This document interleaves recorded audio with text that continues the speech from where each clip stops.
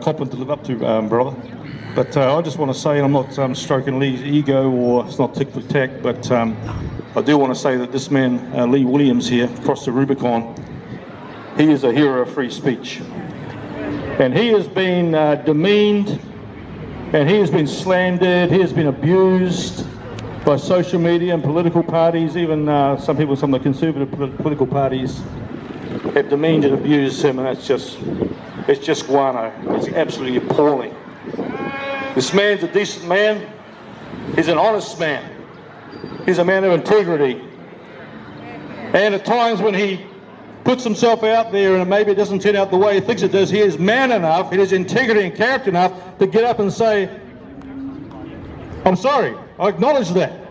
How many people in politics and candidates would have the guts and the manliness of this man, a hero of free speech across the Rubicon, to admit they're wrong and say sorry? That's the quality of a man and a woman. And so, bro, kudos to you. Love you, appreciate you, an inspiration. Keep going. And I just admire the way you two keep going. He doesn't pack a sad. He doesn't throw in the towel. He shifts his platform and carries on. So get behind him, BitChute, support him, encourage him, stick up for him. We need to stick up for each other, folks. That's why we're here. And the only way this country is going to retain its heart and soul is a country we love. It's if we speak up, stand up, and act out. Yes. Not inciting violence or lawlessness. I haven't broken the law yet. Who knows what's coming? 3 weeks' time is all we have, folks. 3 weeks' time. And I don't know what's going to happen the other side of the election, Lee. I don't know.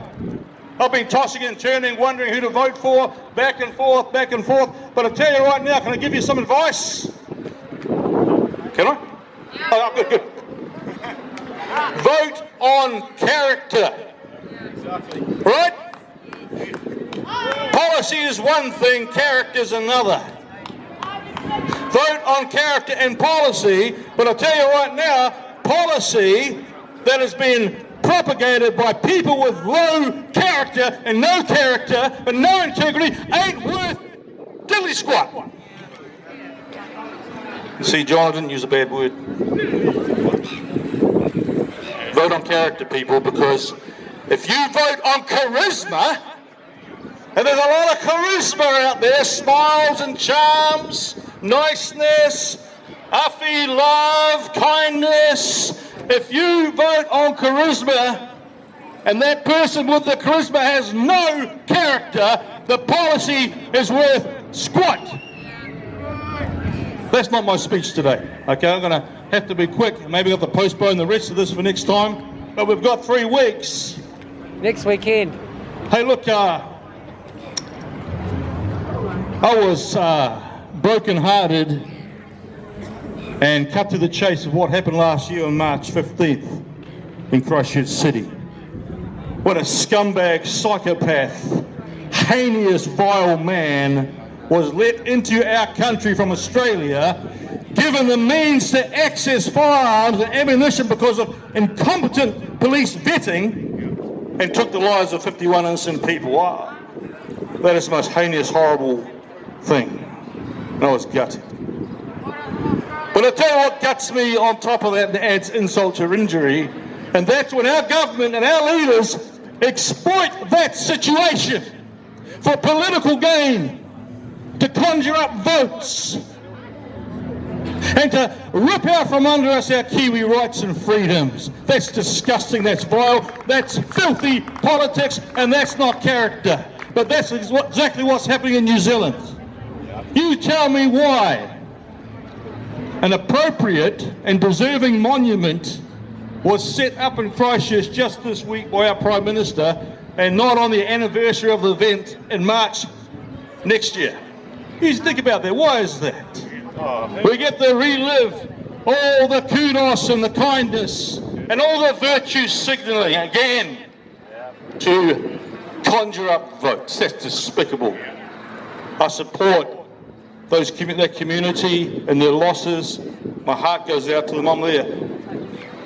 But I'm not supportive of filthy politics that exploit situations for political gain.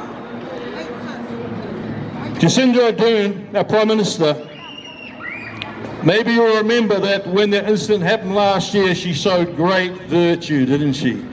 She vowed not to name the name of that vile, disgusting terrorist, didn't she? She vowed not to even say the name of Brenton Tarrant, didn't she? How virtuous. And she reiterated that recently with the anniversary. My question is, should we be saying her name? Should we be remembering her name for the atrocities and crime against humanity in this country committed by her and her government? Brenton Tarrant, that miserable scum, evil psychopath, killed 51 people. This Labour government and its vile cronies in their ivory beehive endorse and continue to endorse and amplified the endorsement and passing the most vile abortion bill arguably in this world. Thousands of innocent Kiwi human beings are cut to pieces and killed by acid in the womb of their mum, and they celebrate it. Thousands, not 51. Thousands every year. Oh, they call them fetuses. They called them fetuses. Someone tried to correct me on Facebook this week when I talked about the killing of babies. They said, no, fetuses. I said, fetus is a word people use to make themselves feel okay about killing babies, right? It's a human being. You debate me on this, you argue with me that in that mother's womb is a human being. It's fully human. It has the DNA of a human being. It is alive, and it is being, and it's innocent. It's a fully innocent human being, and this legislation endorses and kills it. So, Jacinda, you don't want to name the name of Brenton Tarrant because you're virtue signaling because he killed 51 people, which is an atrocity, and yet you celebrate with your wine and cheese and all your cronies in the safety of the beehive passing these horrendous laws, killing the most innocent. You're under lockdown, and you somehow think that's going to abdicate you of guilt? You and all your MPs? I tell you right now, it won't. Blood's on your hands. And you can pass these laws and legislate murder from the safety of the beehive and put it in the clinical hands of surgeons and their steely knives to hack little babies in pieces, but you will not escape the accountability of that. And I'm not going to preach to you, but I'm a man of faith, and the book I believe in says, God is not mocked, vengeance is mine, I shall repay, says the Lord. And that stops me from being a vigilante, by the way. But anyway, I've got lots of stuff to talk about today. I'm going to postpone it because I'm going on. But we've got 3 weeks, and you know, time, they say time is a healer. Well, time is also a deceiver. Because in the wake of time, we forget, don't we? We forget what's happened over the last 12 months, the last 3 years. It gets washed away. All the atrocities of this government. And I'm going to remind you over the next couple of weeks to remember, because it's important that you remember when you go to the polling booth, this election. And I'm going to finish just to reiterate and say, don't vote on charisma. We don't need any more tyrants, deceivers, manipulators of charm in the beehive. Vote on character.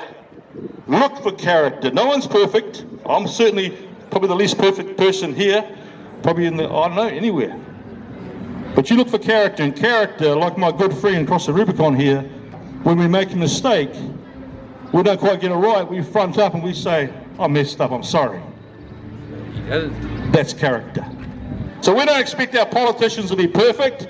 There'll be hypocrisy because we're not. But we do need character in our government. Thanks for your time this afternoon. Stay safe and stay sane.